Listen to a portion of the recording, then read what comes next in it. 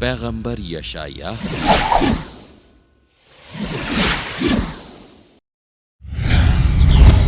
پیغمبر یشعیا علیہ السلام اس دوران تھے جب بادشاہ حزقیہ ملک پر حکومت کر رہے تھے۔ حزقیہ ایک اچھے بادشاہ اور اللہ کے نیک بندے تھے۔ انہوں نے یشعیا علیہ السلام کی بھی سنی اور ان سے مشورہ مانگا۔ ریاست ایک قابل بادشاہ کے ہاتھوں میں تھی اور عوام اسے بہت پسند کیا کرتی تھی۔ ایک دن بادشاہ وبائی مرض میں مبتلا ہو گئے۔ اس دوران انہوں نے ایک خطرناک خبر سنی۔ ان کا ایک نمائندہ محل میں بھاگتا ہوا آیا اور اس نے چلا کر کہا کہ بیبیلون کے بادشاہ سہرب ہم پر حملہ کرنے آ رہے ہیں۔ اور یہ سچ تھا۔ بدمزاج بادشاہ سہرب 60,000 آدمیوں کی فوج کے ساتھ اسرائیل آ رہا تھا۔ خبر سنتے ہی بادشاہ فکر مند ہو گئے اور انہوں نے پیغمبر سے پوچھا کہ اللہ نے سہرب اور اس کی فوج کے بارے میں آپ کو کیا بتایا ہے؟ کچھ نہیں، پیغمبر نے کہا، اللہ نے ابھی تک مجھے کچھ بھی نہیں بتایا ہے۔ بادشاہ غمگین تھے کیونکہ وہ اپنے پیر میں مرض ہونے کی وجہ سے جنگ نہیں کر سکتے تھے۔ اس رات جب پیغمبر دعا کر رہے تھے تب اللہ نے انہیں ایک راز کی بات کہی۔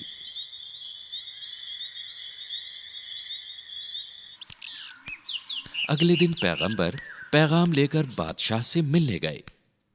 اللہ چاہتے ہیں کہ آپ اپنے وارث کو چنیں کیونکہ آپ کا آخری وقت قریب ہے۔ جب پیغمبر نے انہیں یہ بتایا تو بادشاہ نے قبلے کی اور رخ کیا اور وہ سچے دل سے دعا کرنے لگے۔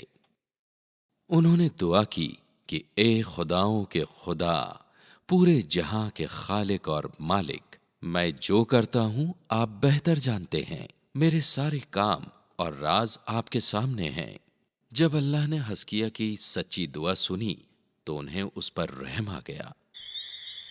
اس رات جب پیغمبر دعا کر رہے تھے اللہ نے پیغمبر کو بتایا کہ وہ اور 15 سالوں کے لیے حزقیہ کی عمر درازی کرنے جا رہے ہیں۔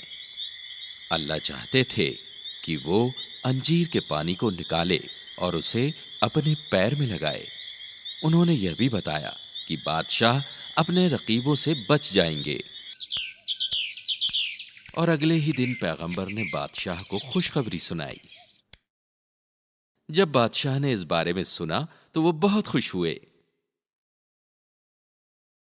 انہوں نے اللہ کے حکم کے مطابق انجیر کا پانی لگایا۔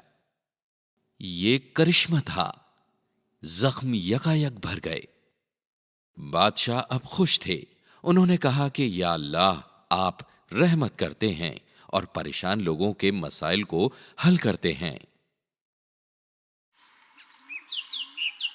اگلے دن بادشاہ سہرب نے اپنی فوج کو موت کے آغوش میں پایا۔ اللہ نے وہی کیا تھا جو اس نے پیغمبر سے وعدہ کیا تھا۔ بادشاہ اور اس کے 5 ساتھیوں کو چھوڑ کر کوئی زندہ نہیں تھا۔ بادشاہ حزقیہ نے انہیں گرفتار کر لیا اور انہیں اپنی ریاست میں واپس لے گئے۔ اس نے سہرب اور اس کے ساتھیوں کو کوٹریوں میں ڈال دیا اور انہیں 70 دنوں تک اپنی حراست میں رکھا۔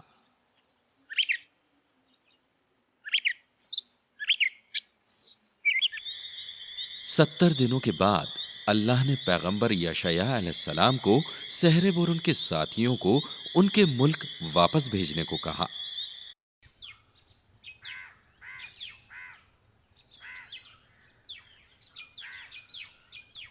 جب پیغمبر نے حزقیہ کو اس تعلق سے اطلاع دی تو اس نے انہیں فوراً رہا کر دیا۔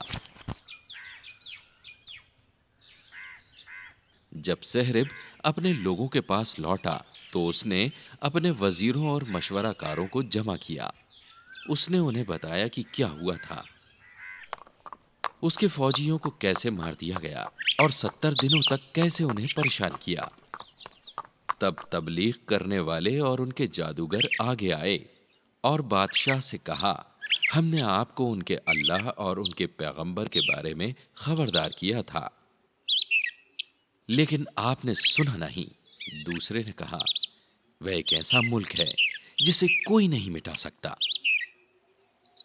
سہرب اب ڈر گیا تھا اور اس نے کبھی پیغمبر یشعیاہ علیہ السلام کی زمین پر حملہ کرنے کے بارے میں نہیں سوچا۔